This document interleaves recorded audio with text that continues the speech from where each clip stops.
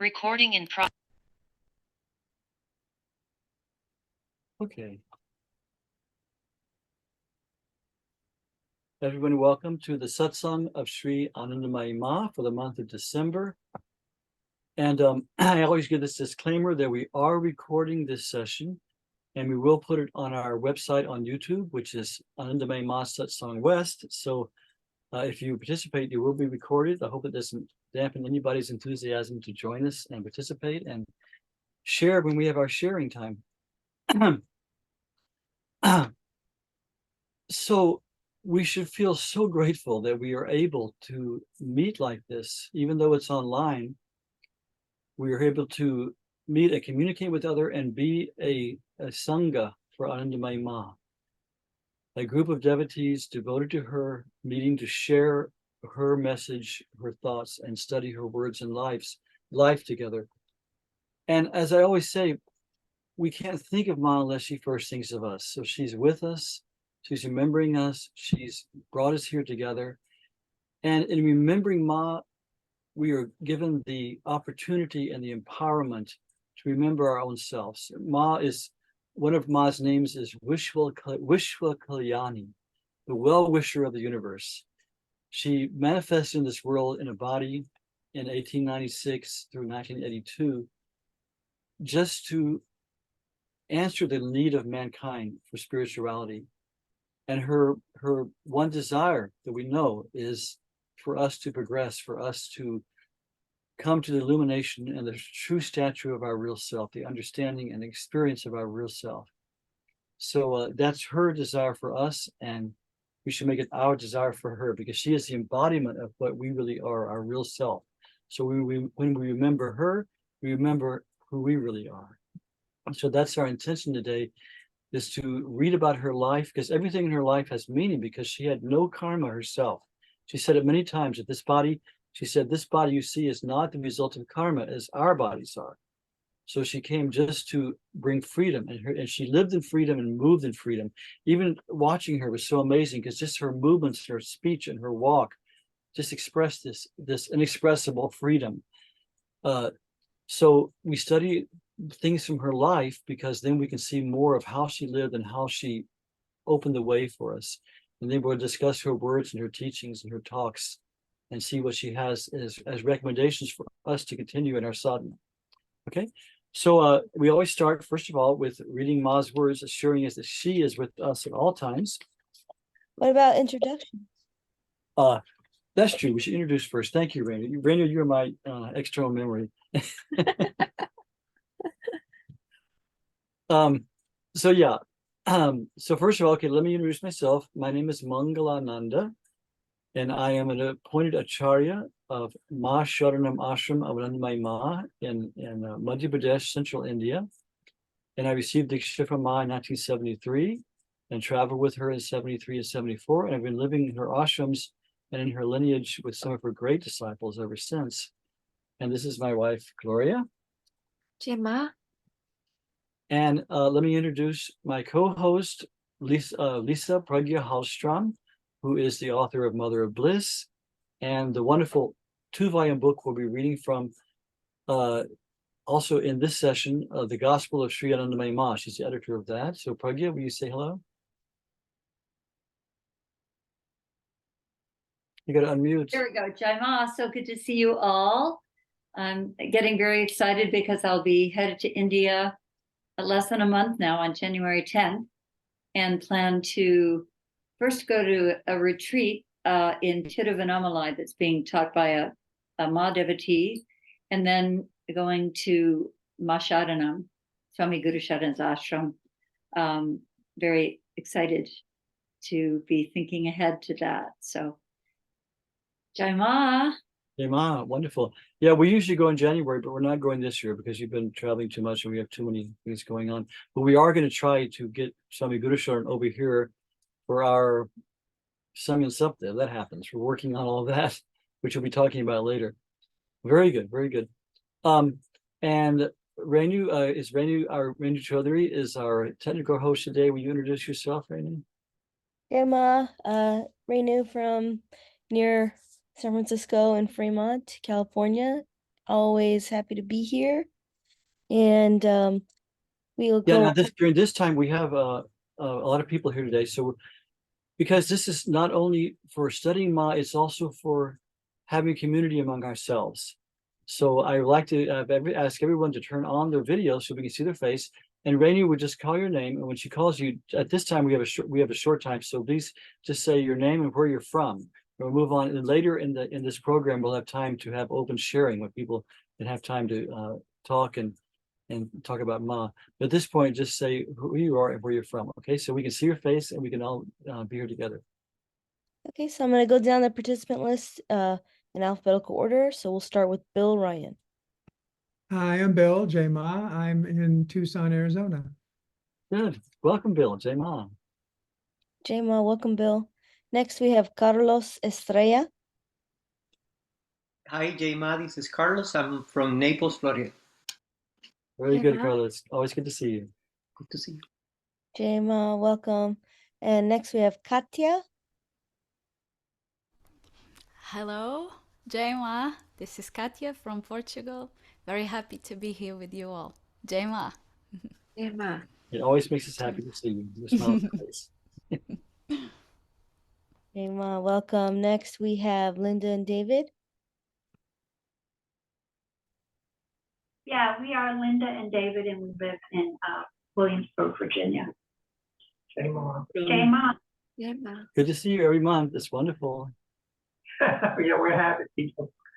Jema, welcome to you both. And next, Oh, just by the way, I'll be in Virginia next July. Gloria and I will both be there at the. Are you anywhere near Yogaville?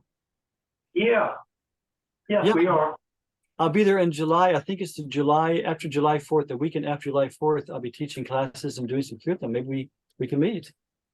That'd be nice. Good, good. When will that be? You said the weekend after July 4th? Oh, okay. Good, good. Hopefully we meet. Good, good. Okay, let's Okay. continue. Hello. hi. Go ahead.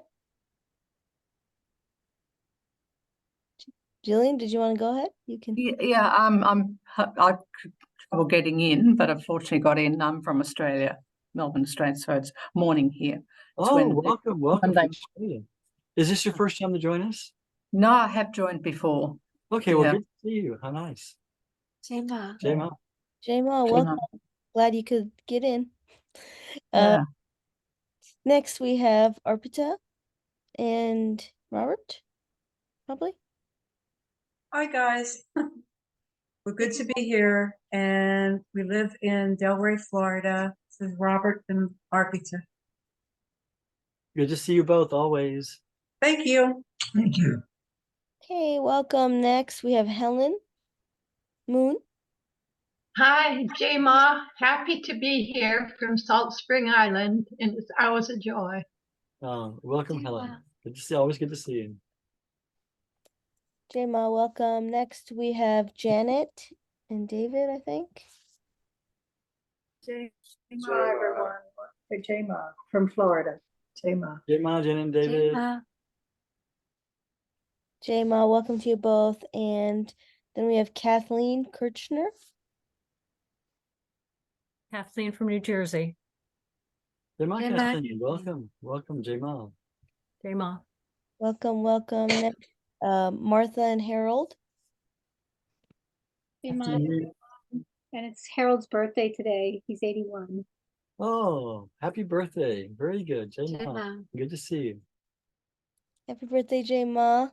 Next, we have Michael Zeev. Hi, it's Michael from Sebastopol. J. Ma. Good to see you, Michael. Jai Ma. Jema, welcome. Next, we have Patty. Hi, I'm Patty in Colorado.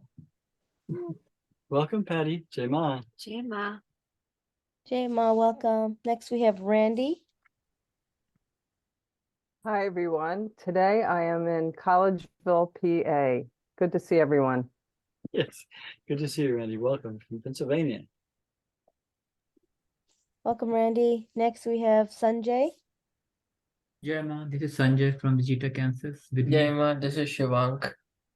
Jai Ma, good to see both of you. Aapka swagat ho hai.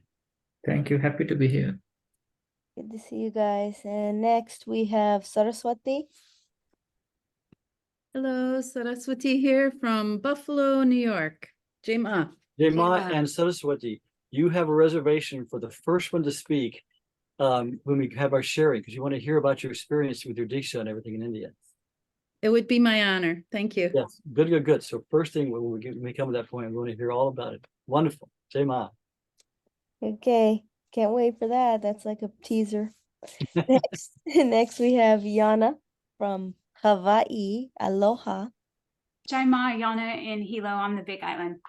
Oh, good to see you, Yana. Jai Ma. We were so close to you. We were just in Maui, and we could have jumped across the channel maybe and seen you. Could have swam there. Maybe. We almost did. Okay, so that's it for intros. And, Okay, and Mangalanandaji, I have a report on two of our satsang members. I reached Greg, you know, Greg, who's been so faithfully with us for a few years. And he has renovated a school bus, and he is on kind of like a pilgrimage around the country, going to very quiet places and doing retreat. And he sent his love to everybody, and he loves Ma and he loves us. So that was really nice. Well, it's interesting. Yeah, we wondered where he went. Yeah, he wrote me to tell me that. Oh, that's nice. Good, good. Well, good to hear. Yeah, and then David Slyer, who's often with us almost every month, he's in the hospital with something quite serious, and I think we should offer prayers for him. An infection in a pacemaker, some kind of thing like that. And he's been there for 12 days already. Well, he's the guy from San Diego? Yes. Yes, okay. Yeah. You should And also, let's remember that later on, maybe after our kirtan, before we meditate. I'll remind us, yeah. Also, Swami Guru Sharananda's father is very ill. They think he's on his last leg. We say prayer for him too. Yeah, very good. Okay, let's go on. As I was saying before, I was out of place there, but now it's time for Ma's words, where this is Ma's own words, but she assures us that she's always aware of us in her infinite consciousness. So Ma says, I am ever with each one of you, wherever you happen to be. But your vision is tied down to worldly matters, and you have little time to direct your eyes to this body and your thoughts and actions. What can I do? But know it for certain that whatever you do in thought and deed, whether you are near or in distant lands, never escapes my loving attention. Just as at a flash of torchlight, your faces gleam forth in their bold outlines, all your facial expressions appear in my mind when you meditate on me or talk about me or sit down to pray to me. So Ma is seeing us in her infinite consciousness even right now. And she says, you may want to banish this body from your mind, but this body will not leave you for a single day. It does not and never will leave your thought. Whoever has once been drawn to love this body will never succeed in wiping out its impressions despite hundreds of attempts. This body resides and shall remain in their memory forever. So even if we want to forget about Ma, we can't, but it's better if we try to remember her. She goes on to say, solely for you indeed is everything that this body says or does, its actions, movements, its going hither and thither. Whatever is done for your sake to this body at any time, it is you who cause it to happen. So our very needs and our longings are what moves Ma, motivates Ma, what brings her to us. She says, you ask me if I love you? You may or may not be able to be without me, but I simply cannot do without any of you. Because it's true, each one of us is a cell in the universe, is an irreplaceable cell in the universe, a part of Ma's greater being. So without any one of us, the whole universe would collapse. It's that interesting. You know, every single person has their place, and Ma's with every one of us. This is my favorite. Ma says, anyone calling out for God from any land, in any language, and in any age, remember their cries reach this heart like waves crashing on the shore. So Ma is surely with us. And our continued invocation of Ma, let's sing to Ma, because we're going to talk about words and the intellect. Now from the heart, let's feel Ma's presence. And we always open this kirtan with this one kirtan, this satsang with one kirtan, Om Ma Sharanam. Sharanam means a place of refuge. So we're saying, oh Ma, you are my place of refuge. And today it's the turn for Katia from Portugal to lead us. So our dear sister Katia from Portugal will lead us in this Oma Sharanam Kirtan. Thank you, dear brothers and sisters. Thank you.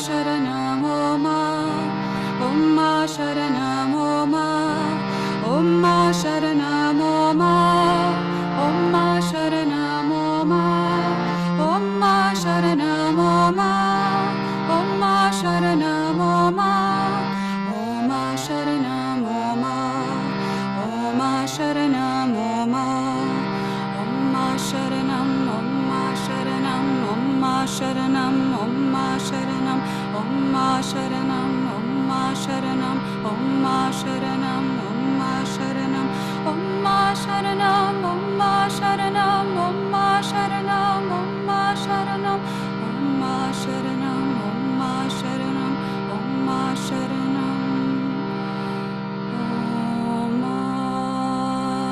Sharanam.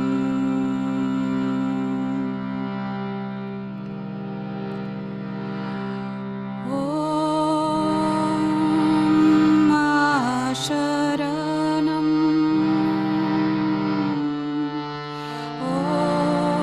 Om Sharanam.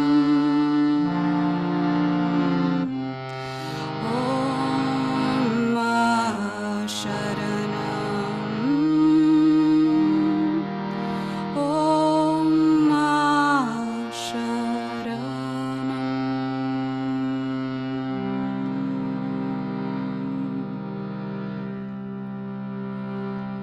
Om Shri Shri Anandamayi Mata Ki Jai.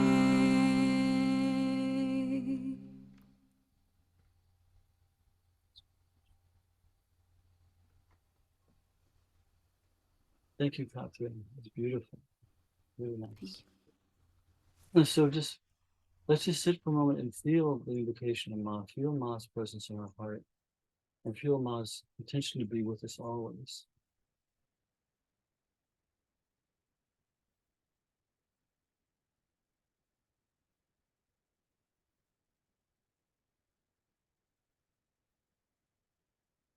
Okay, like I said, I think it's nice to start with an event from Ma's life.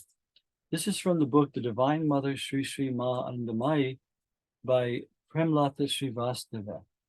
And it's from the chapter In Association with the Invisible Souls. And I find this relevant to us because now Ma no longer is in a physical body. We wonder, is she still around somewhere? You know, it's just, she's rather than just an abstraction. But two things to answer that question. There was once a great yogi who came to Ma. I can't remember his name, but I know people who knew him personally. And he came to Ma, and he had the ability to kind of leave his body and travel through the astral and causal worlds and associate with those things. And so he said, Ma, come with me. We'll travel together to these worlds. And Ma said, you just go and see what happens. So so he sat there and he went into the state and he left his body, his physical body, and went into the worlds. And so they all just meditated with Ma for, half an hour or so. And then he came back into his body and he said, Ma, every world I went to, you were manifested there. You had a body in all these different astral and causal worlds teaching people there. So it's our assumption that Ma has left those, even though she left this physical world in her body, she's still there. So, so it just gives us hope that we, we'll see Ma when we leave this world. And before too, we'll have darshan of Ma before. If we're sincere, Ma will come and get us darshan. Swami Bhaskaranaji, Ma's main Swami, once told me, he said, there's no telling when Ma will show up. Just be ready anytime, any point. Another thing is, Ma once said that, Ma had this very unusual schedule. She would just be up most of the night, and Didi, who always slept near her, wherever she was, Ma would have a little cot, Didi would be sleeping on the floor. Guru Priya Didi, her main attendant. Ma said, she would maybe lie down for a couple of hours and close her eyes. And she later told us, she said, when you see me, because she didn't have sleep because she was an infinite conscious, so there was no subconscious mind to go into and dream and all of that. But she said, when you see this body lying with its eyes closed, what's happening is that's the time when all the beings who aren't in the physically embodied come, and just as all of you come near me to learn from me and talk to me, they all come and talk to me. So I'm busy with them while you see me lying there supposedly sleeping. That's when the people who come who are discarnate, not incarnate in the body, come and have satsang with Ma then. So here's the words of Premlata Srivastava in the book Divine Mother Sri Sri Anandamayi Ma. She says, various gods and goddesses, invisible souls of long departed sadhus and seers and other souls were in communion with Ma. Sometimes she would acknowledge them outwardly, or at other times communicate with them and deal with them in the same way as she would with her other devotees. She had her own ways of communication, even with plants, birds, and other creatures. Ma said, quote, the happenings of the invisible world can be reflected in the living world also. The body which you see here also reaches to the other invisible world.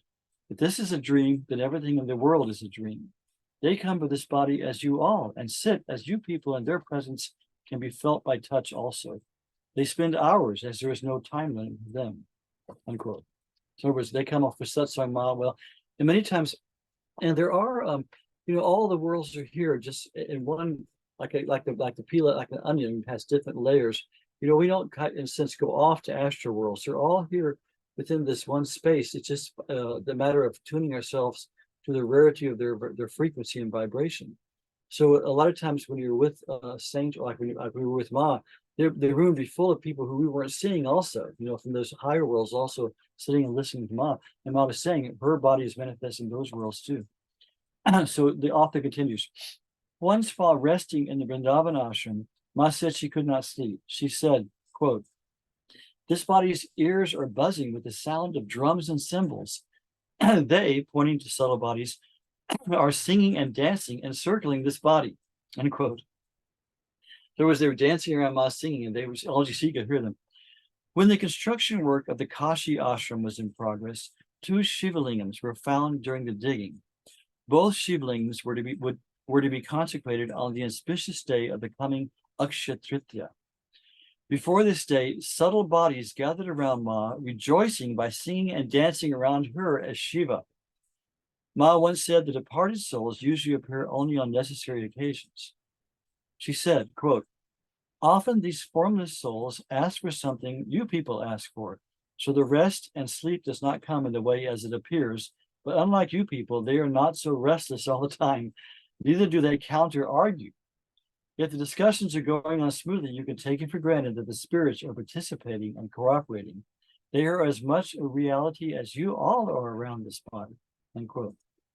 And so to her, there was no difference seeing us in the physical body and seeing them in their astral bodies. She saw all equally. And in fact, when her husband Bholenath left this body in 1937, people were thinking, oh, Ma's husband is gone, she'll be in mourning, but she was just this joyful and talking. And they said something like, Ma, your husband just died, aren't you sad? And she said, he's not gone to me. I see exactly where he is. I can talk to him. There's no difference now, than moving the physical body. So, he was still totally in her presence. In response to their prayers for spiritual initiation, Ma would sometimes advise offering in their names into the Ganga, the holy river Ganges, the sanctified leaves of Tulsi or Bilva with the mantra written on it with sandal paste. On being asked by Didi about the shapes of these invisible souls, Ma replied, quote, some, like living beings, have hands and legs, while the presence of others can just be felt by their touch, utterance, or even smell and fragrance in other ways. You may not believe this as you can't see them because you live on a different plane. After years of perseverance, doctors have invented the microscope to see invisible things in this world. So also it can be understood likewise. Sometimes you may see this body here, but at the same time it can go to another world, but also in another form. So Ma transcends and goes through all the worlds, unquote. Soon after the completion of the Savitri Mahayagya at Kashi in January 1950, that was we've talked about that before, that was a 3-year period after the independence of India. It was started during World War II and before independence, and it carried over into the end of the war and the completion of independence from Britain. And it was a 3-year yagya, fire sacrifice, where the Gayatri mantra was I think it was like a dozen pundits. They put in like over 1 million oblations of the Gayatri mantra, and it was for the good of the world. And it was at a time where it was very much needed for the stability of India. So that was a historical thing in Ma's life. So she says, soon after the completion of the Savitra Mahayagya at Kashi in January 1950, one night everyone was fast asleep. About 1 a.m., Ma got up and went outside.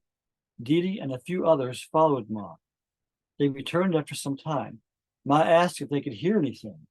Ma informed them that invisible souls were performing a yagya on the banks of the Ganga and had invited her. Many times one could sense the smell of incense while no one was burning it. Many invisible souls help in different ways.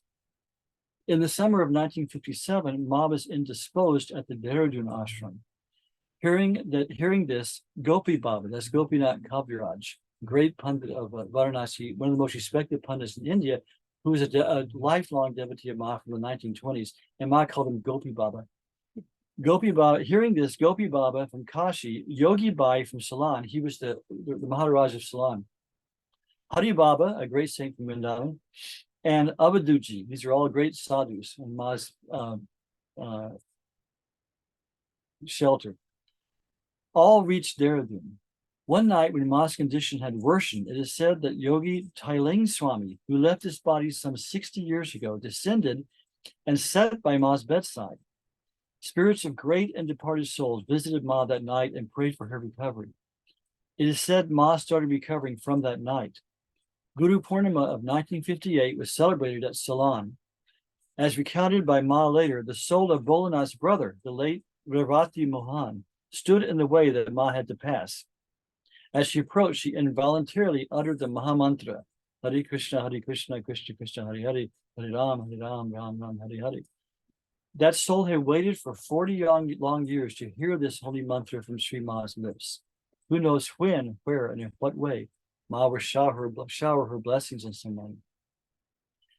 Yogi Bai and his wife, Rani Shastri Prabha, had a desire to build a cottage at a solitary place on the hilltop of one of the idyllic hills of Shimla and dedicate it to Ma Anandamayi. But before they could realize and fulfill their wish, Rani Shashi Prabha died in March of 1948 at the young age of 45.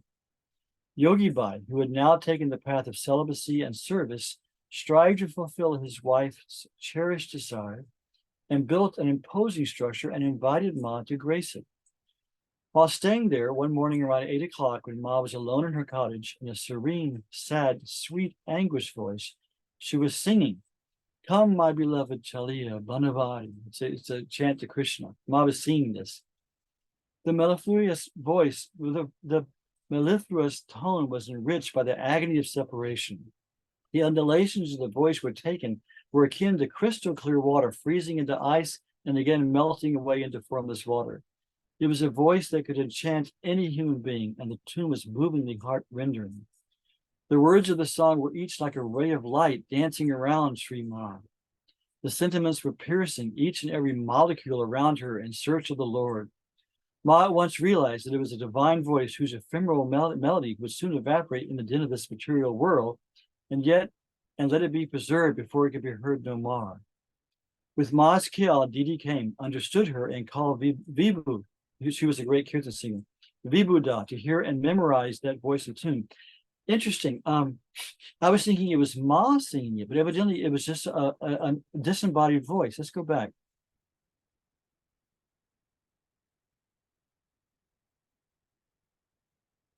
It doesn't see, it's not written very well. It doesn't say, it's not clear if Ma was singing it or if she was just hearing it. I think she was just hearing it. Yeah. Ma was alone in her cottage, then a serene, sad, sweet, anguished voice was singing, "Come, my beloved Chalia." Interesting. So anyway, with Ma's kill, when Didi came in, understood her, and called Vibhuda, who's a great singer, to hear and memorize that voice and tune. It was like chasing a mirage. With great effort, Vibhuda somehow managed to catch the tune, but was stopped by Ma from rendering it in public. Vibhuda later mentioned that whenever he sang that tune, his throat would choke and he would be moved to tears. Ma said it was the anguish call of Radha, away from crowds and mood and commotion. Radha, in solitude, had expressed her love for Krishna, being separated through this soul-rendering song. I see. So I think it was Ma singing it, but she was in a bhav, and Sri Radha was singing the song through her. And so Didi had Vibhu come and try to get the melody, but he couldn't. In 1958, in a rare display of yogic skill, Ma transported herself bodily, along with her bed and things, in her immediate vicinity into the invisible. Now, there's no more explanation about that last sentence, but I don't quite understand. Well, maybe she's going to explain it more. This happened at Ceylon when her birth anniversary celebrations had just ended. Yogi Bai had made excellent arrangements. Now we're saying Yogi Bai. Yogi Bai was Raja Durga Singh, who was the king, the Maharaja of Ceylon, of Shimla, sorry. And he and his whole family and his whole court and eventually his whole district were totally devoted to Ma. And he was a great yogi. And he, even though he was a Maharaja king with all the responsibility of running his people, he meditated for hours. He was an amazing person. Okay. So Yogi Ma had made excellent arrangements. After lunch, Ma was having a slight rest. Ma later said, if any of you had entered this body's room in the afternoon, you would not have found it there. This body with the bed was away. That Ma's soul traveling into the netherworld, though her body remained here, was known by now. But the Ceylon incident was the first occasion when she bodily moved into the invisible world. But Ma said it was not a wonder. She said, quote, if a small thing can disappear, a big one too can travel in the same way. Everything that was touching moved along with this body. That's interesting. So she said even her bed she was sitting on and her physical body moved from the plane. A parallel happening can be found in Srimad Bhagavatam, 10th chapter, wherein Chittaleka, by her yogic power, transports Anuradha, grandson of Lord Krishna, to Princess Usha, daughter of Banraja. So the fact that our Divine Mother, who was a Mahayogini, could do it is no wonder. Such incidents of Ma's interaction with the occult worlds are innumerable. I can think of two more that I've heard about, and one was told to me by the person who I think she either saw it or her father did. Nitya Mehta, who is now Swami Nityananda, a lady Swami who lives in Ma's ashram in Bhimpura, who I've known for years, even before she took sannyas. Her father was a great devotee of Ma and lived his whole life. He was also a very advanced yogi. And he said one time they were in the ashram in Bhimpura, and there was a second story building, and in the middle of the night, Ma walked out there, and a couple of people walked with her, and he saw it. And suddenly this radiant figure was standing in the air on the second story in front of Ma, and Ma just had a very casual conversation with him, blah, blah, blah. And when he was satisfied with what he wanted from Ma, he just disappeared. But the whole night was lit up by this radiant being, and everyone saw that. Also, Guru Priyadidi writes of one incident where different people had asked for Diksha from Ma who were not embodied anymore, who had left and were in the astral world. And they all came to Ma one time. And so Ma had Didi take all of these tulsi leaves and wash them carefully. And then she wrote different mantras in sandal paste on the leaves. And later she just offered them to these souls who we couldn't see, but Ma could see.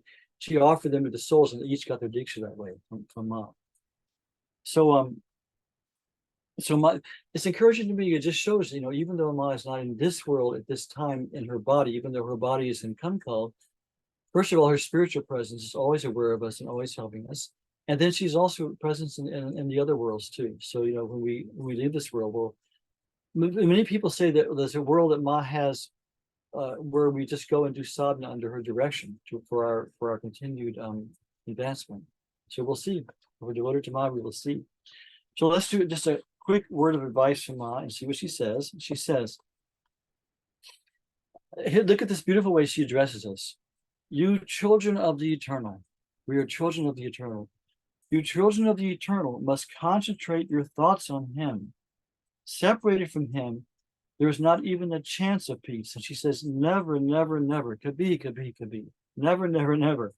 Without God, there's no chance of peace.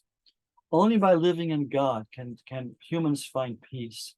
The veil will be torn, and the dispeller of worries and fear will be revealed. He alone is the vanquisher of evil. He is yours, the only beloved of the human heart. So it's so nice that Ma is so encouraging that it will happen if we just persevere through her power and her grace. But there's a part that we must play, and that's what we're going to talk about more in how we do our sadhana. Okay, so before we go into Pragya's reading, since we've had so much talk, let's sing a kirtan. And Manu, I am turning the sound on.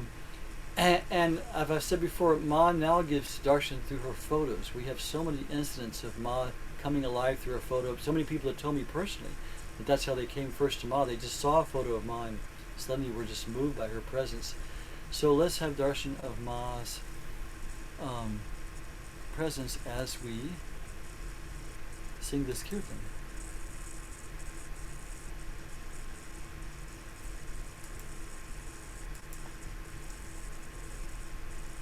Find it. There it is.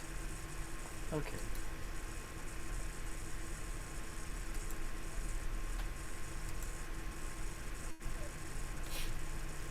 So we'll just sing Jayama, Jayama, Anandamayi Ma.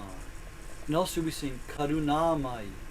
Mayi means filled to overflowing with bliss, and Karunamayi means filled to overflowing with compassion.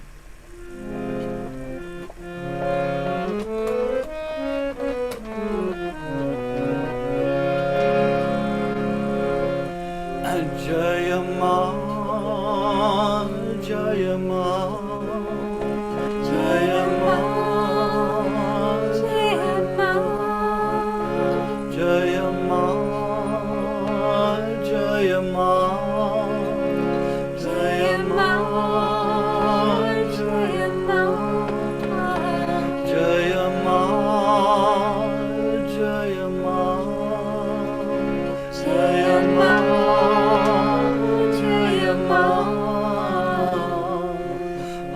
Anandamayi Ma, Jaya Jayama, Anandamayi Ma, Jaya Jayama, Anandamayi Ma, Jaya Jayama, Anandamayi Ma, Jaya Jayama, Jayama, Jayama, Jayama, Jayama, Jayama, Jayama, Jayama, Jayama, Anandamayi Ma, Jaya Jayama, Anandamayi Ma, Jaya Jayama, Anandamayi Ma, Jaya Jayama, Anandamayi Ma, Jaya Jayama, Jayama, Jayama, Jayama,